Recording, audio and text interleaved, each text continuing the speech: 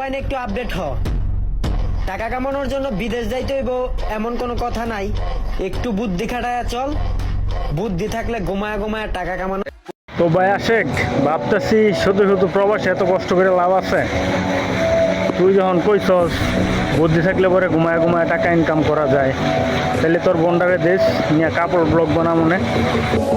কোনো এক বুদ্ধিমান ব্যক্তি বলছে বুদ্ধি থাকলে নাকি প্রবাসে আসতে হয় না, দেশে শুয়ে শুয়েই টাকা ইনকাম করা যায়। কিন্তু আমি বলি ক্যামেরার সামনে বউ নিয়ে কাপল ব্লগ নামে নষ্টামি করতে পারলে শুধু টাকা ইনকাম না, সাথে বাবা মার সম্মানটারও মাটির সাথে মিশানো যায়।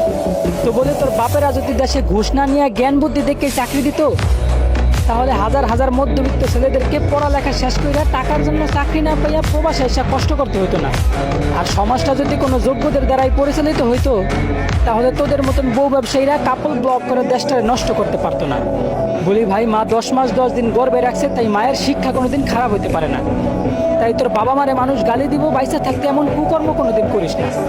আরে বেটা, বছরের পর বছর প্রবাসীদের কষ্টে কামানো রেমিটেন্সে পরিচালিত আমাদের সোনার বাংলাদেশ। হাবরা কান ফাড়াইলে যদি ওই দেশে থাকেই আবারও অকারণে প্রবাসীদের নাম মুখে নেস। বলি বুদ্ধি থাকলে নাকি টাকা ইনকাম করতে প্রবাসে আসতে হয় না। হ্যাঁ বোকা।